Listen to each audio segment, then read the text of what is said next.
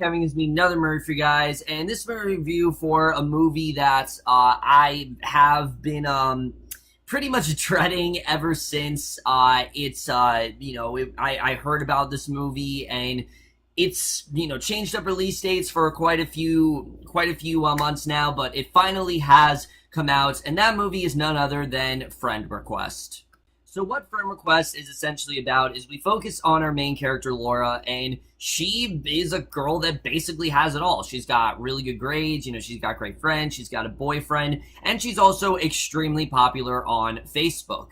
But then there's also this girl, Marina. Marina is the polar opposite of Laura. She is very lonely, she has zero friends, everyone thinks she's weird, and when Laura actually sees this video from Marina, she actually is kind of interested and decides to befriend her, but she quickly starts to realize that Marina is kind of a psychopath and, basically does what she can to unfriend her, and from there, pretty much all hell breaks loose, and that's really all I have to say.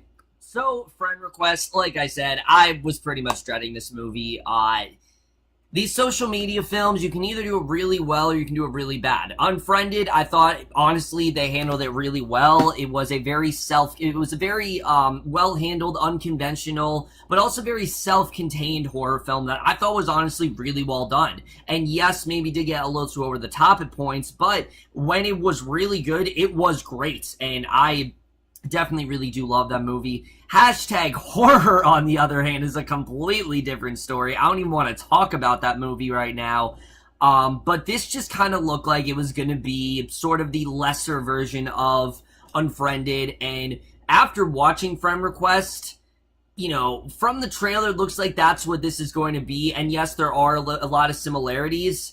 Except this takes everything, all the interesting stuff that Unfriended had, and pretty much just takes it away. You have Friend Request. Friend Request is just a really bad movie. I was not a fan of this movie at all. There are a lot of things that keep it from actually achieving what it wants to do, but we're just going to get to right now, starting off with the cast. And that's really the one thing I will give this movie, is that for a movie that is really just very tonally inconsistent and really fails in delivering what it's trying to do, it actually does have a competent performance, that being from Alycia Debnam-Carey. Now, I've always really liked her since I saw her on Fear the Walking Dead. I think she honestly is a really good actress, and she's really she's really blossomed into this really great character on Fear the Walking Dead, and here I thought she did do a really good job. I definitely did like her performance here. Laura is a very rootable character, and I think she definitely did do a good job of kind of portraying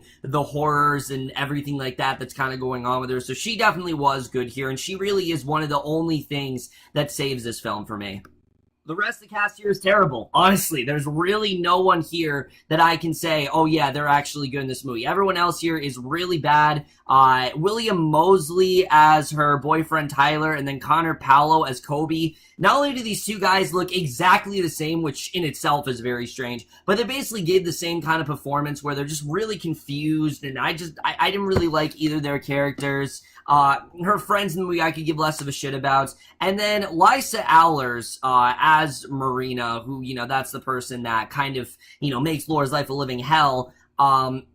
I thought was okay. I will say that I thought she did do an okay job in this role. It's just, I didn't really care for her character, but that's more a writing problem than it really is, an acting problem. Again, the cast here just really standard. Besides Alycia Debnam-Carey, really no one really stands out here, and that's kind of one of my main problems with this film. So now let's get into the directing and the writing, because that really is the main thing that I think really did hurt this film. Because right off the bat, the directing, this movie really, I don't think, knew what it wanted to be. Because sometimes this movie is your typical, cliche teen horror film, where it's trying to be, have all these jump scares and have all these kills and things like that.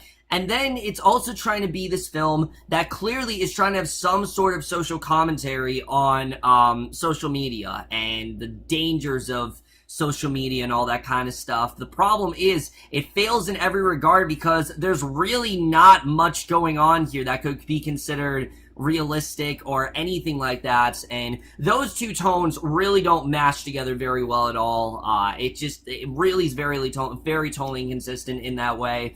The script really is the main problem here, and again, the plot, just on paper reading it, it's really dumb. The whole idea of, oh, this girl, she unfriends this one chick, and then she decides to make her life a living hell. It sounds silly. It really does. The fact that she's, like, hacking into her Facebook and all this stuff, and she literally, like, hacks her code so she can't change anything. It's dumb. It really is. And a lot of it is very unintentionally funny.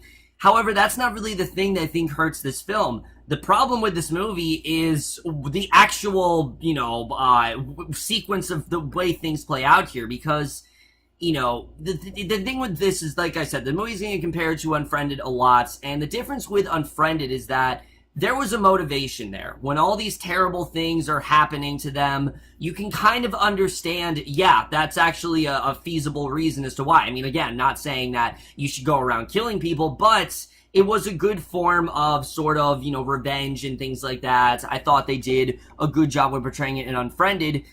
Friend Request, on the other hand, not really the case, because when you really think about it, Laura isn't really doing anything malicious. She's not really doing anything that should warrant all of this, violent sort of stuff that goes on with her, and all the horror that she really does encounter, I don't think is ever warranted, because Laura, to my knowledge, is the one person who wanted to friend Marina, and the only reason she didn't is because she was creeped out by her. And for some reason, the movie portrays this as a valid reason as to why Marina should go after her friends. And it just doesn't make any sense, because, I don't understand it. Are you trying to say that we have to befriend people we don't even like? I mean, I didn't understand what the movie was trying to do. And when we eventually get more into Marina and we find out more about her, it's like, yeah, I totally agree with Laura. This girl is fucking nuts. She really is. And that's really the movie's main flaw here, because you don't feel bad for Marina because of the fact that she's crazy, but you're also not really feeling bad for Laura because she didn't really do anything wrong, but also the fact that you don't really care about her that much as a character.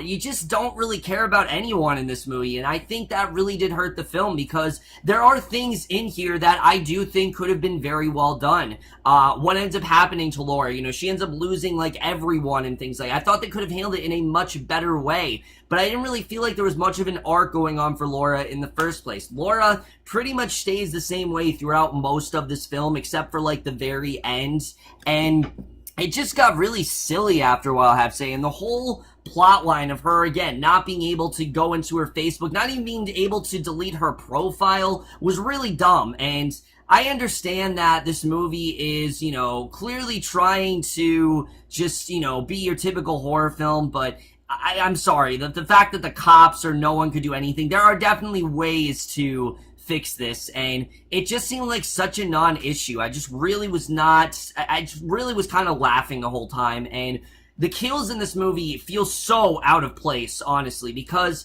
you have all this stuff with her hacking into her Facebook, and then people are getting killed, and they just don't really mash together at all. It only seems like the Facebook was in there really to just get people to see the movie, so people can be like, ooh, Facebook, and then they'll go to see the movie, but that's just not really the case here. I mean, the Facebook, yes, it's a big part of it, and that's, like, the main thing going on, but the kills as well, they just don't really blend well together, and that's something that really didn't help. Also, all of the characters in this movie are so disposable. There's really nothing to them. And again, I do think that hurt the movie, because Unfriended, there was a lot to each of those characters. There were a lot of things those characters did. You really kind of connected to most of them. And here, none of these characters are developed except for Laura. Even Laura isn't really that well developed. She's just kind of a perfect character who does nothing wrong. And then all this shit starts happening to her.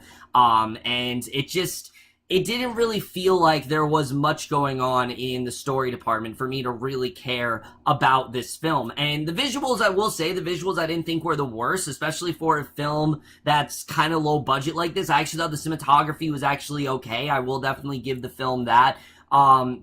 the editing was fine. I mean, the film wasn't boring or anything. It just, like I said, there were so many things about this movie where I felt like they could have been saying something, and they just didn't, because the movie is so underwritten in the regard that you don't care about any of the characters. You don't really feel like there's a reason for any of this to go down, and because of that, you're just not really feeling much throughout the movie. So, as you guys can tell, what we're really left here is virtually a movie that doesn't know what it wants to do. It has a message, but it doesn't do anything to really make that message work. It has a competent lead. I do think that Alycia Debnam-Carey gives a really good performance, but it has really out-of-place kills. It has all these weird, wonky things going on Facebook that just doesn't make a lot of sense. Just in general, this movie pretty much failed on every level, and again, it's mainly because of the fact that these characters aren't really there. They're not really characters. They're just very disposable. There's not really much to them in this movie, and